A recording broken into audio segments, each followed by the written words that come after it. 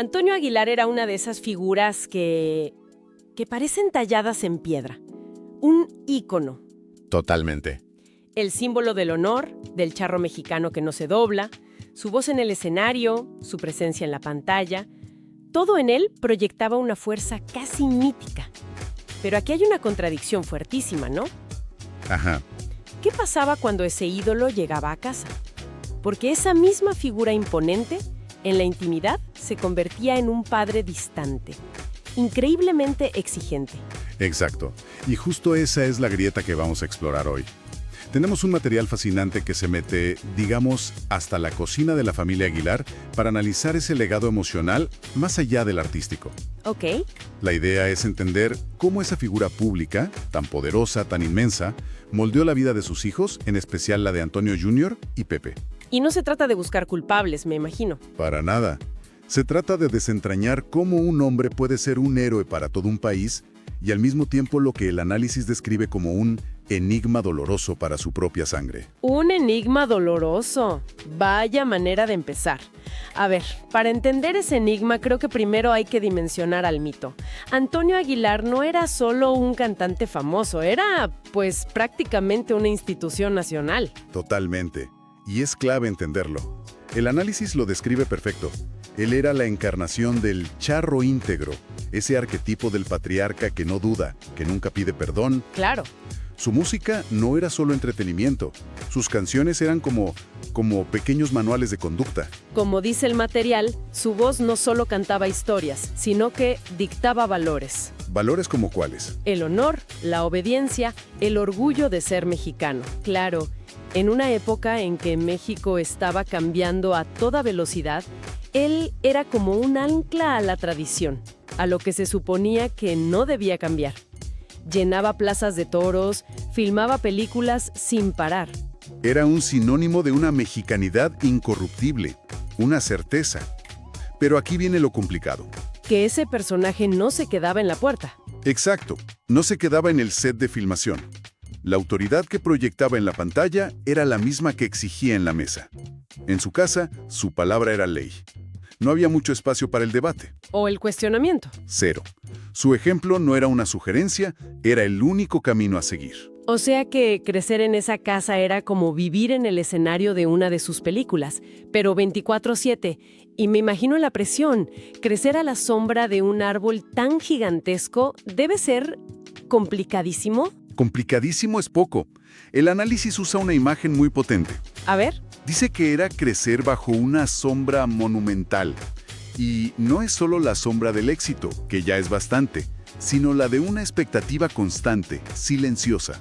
La obligación de estar a la altura, de no fallar. De no manchar el apellido.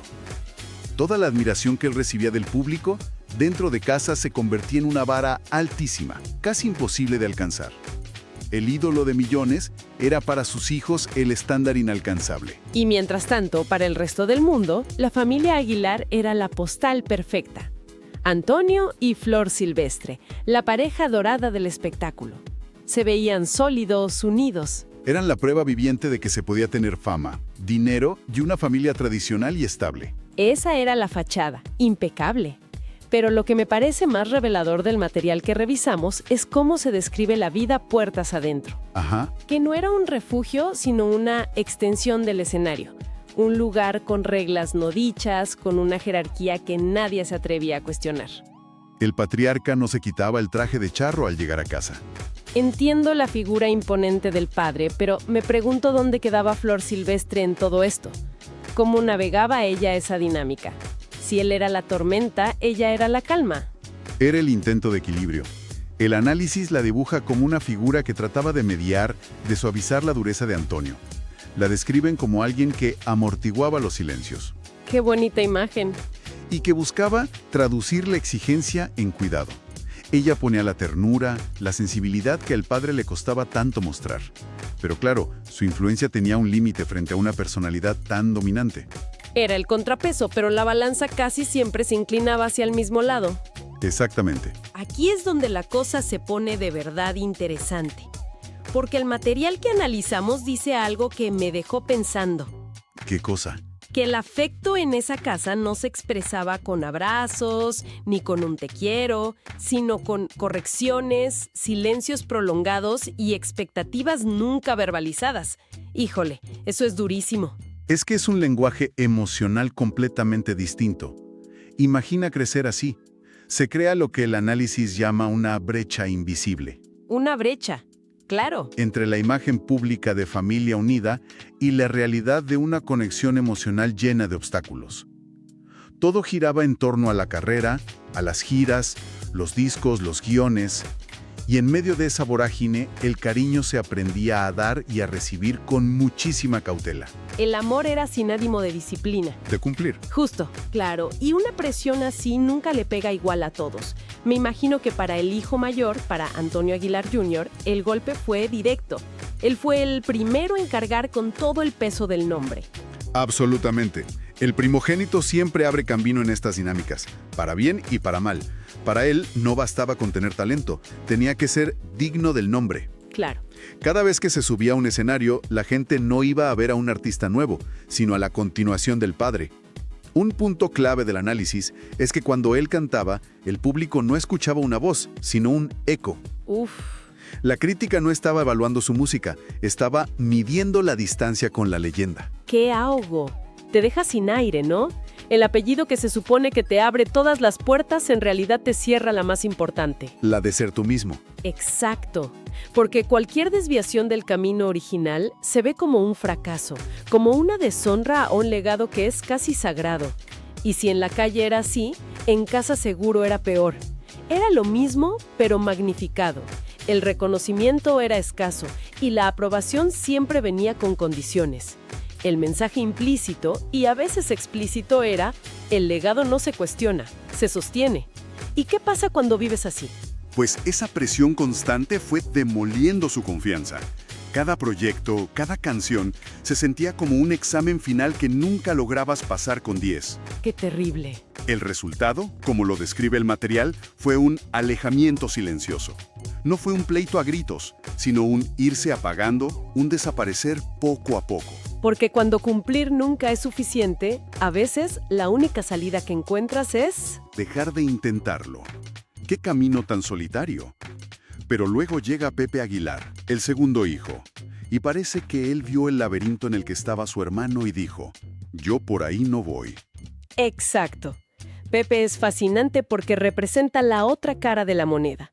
Él entendió, quizá por observación, que seguir el mismo guión lo llevaría al mismo encierro emocional y artístico.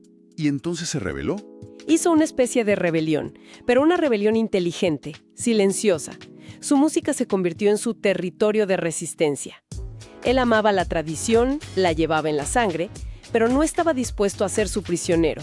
Y me puedo imaginar la cara de Antonio Aguilar padre viendo eso.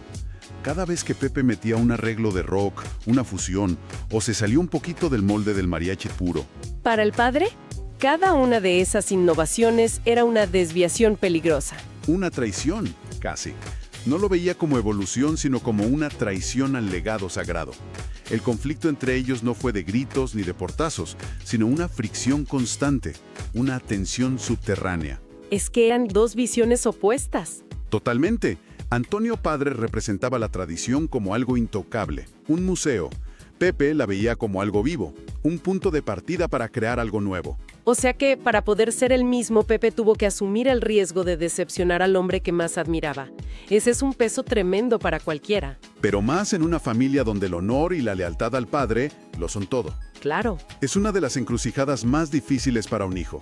Pepe tuvo que aprender a validar su propio camino sin esperar la bendición paterna, y no por falta de amor o respeto, sino por una necesidad vital de respirar. De sobrevivir como artista y como persona. Justo. Tenía que construir su propia voz, aunque eso implicara un distanciamiento emocional de su padre. Y con eso la grieta en la postal familiar se hizo mucho más evidente. Entonces, ¿cuál era la lógica de Antonio Aguilar?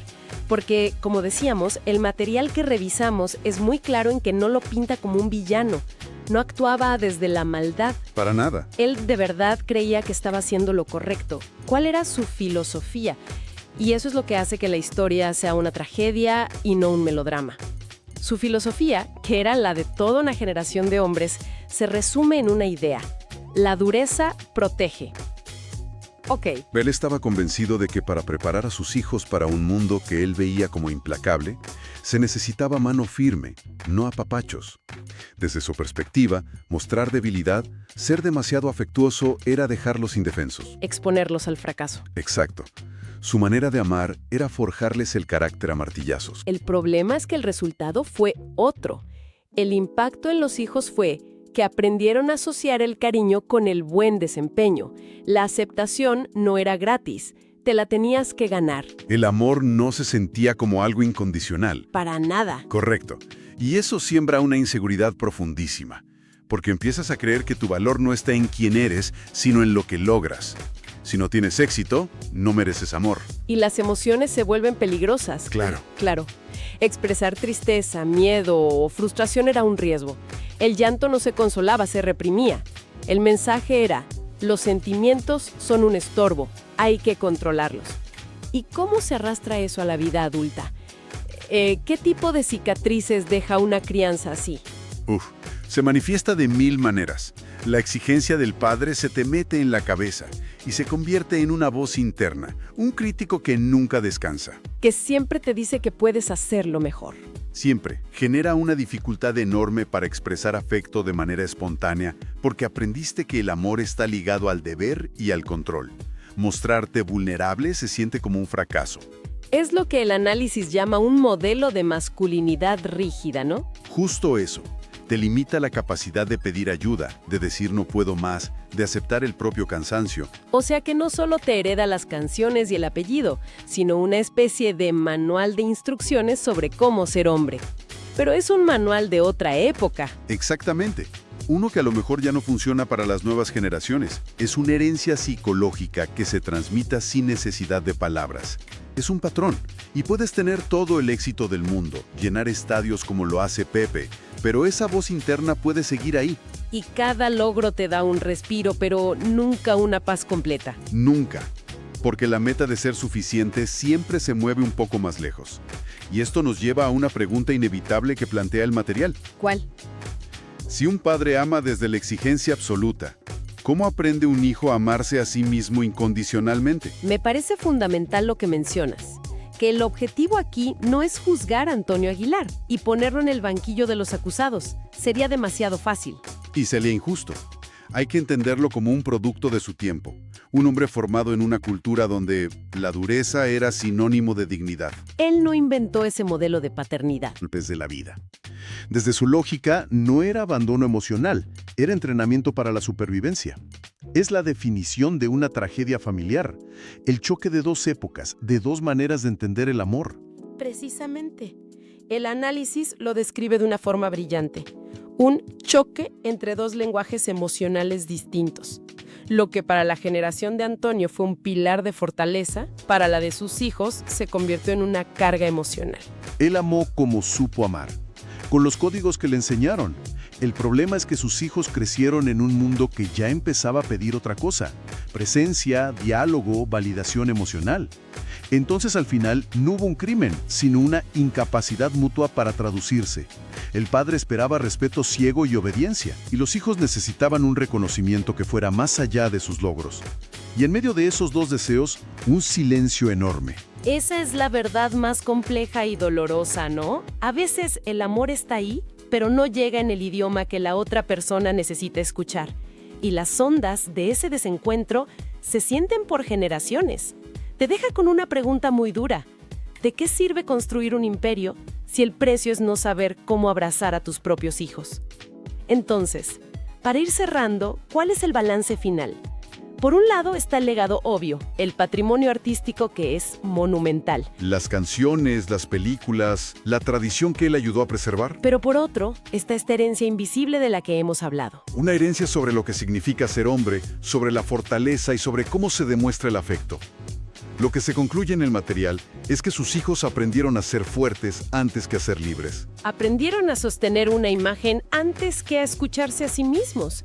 Y cada uno, a su manera, tuvo que encontrar la forma de sobrevivir a esa sombra inmensa. Uno con el silencio y la distancia, y el otro con una transformación rebelde. Y creo que el punto más importante, el que hace que esta historia nos toque a todos, es que esto no es solo la historia de los Aguilar. Para nada. El análisis sugiere que este es el retrato de miles de hogares, famosos y anónimos. Totalmente. Es la historia de todas esas familias donde el amor se confundió con la exigencia, donde la disciplina ocupó el lugar del abrazo y el orgullo impidió decir un te quiero o un te necesito. Son las historias de padres que, con la mejor de las intenciones, queriendo proteger, Acabaron haciendo que sus hijos se sintieran profundamente solos. La gran lección es que cada generación tiene la responsabilidad de mirar lo que hereda, no solo para honrarlo, sino para decidir qué partes se quedan y qué partes hay que transformar, porque el verdadero legado no es el que se impone a la fuerza. sino el que te da la libertad de elegir tu propio camino. Para terminar, el material nos deja con una reflexión, una pregunta que va más allá de esta familia y que es para que cada quien se la quede rumiando. Así es. Una pregunta que resuena no solo para los hijos de Antonio Aguilar, sino para cualquiera que haya sentido el peso del pasado. Y la pregunta es esta. Si llevaras el apellido de una leyenda, ¿podrías vivir tu propia vida sin sentir que, de alguna manera, estás traicionando ese legado?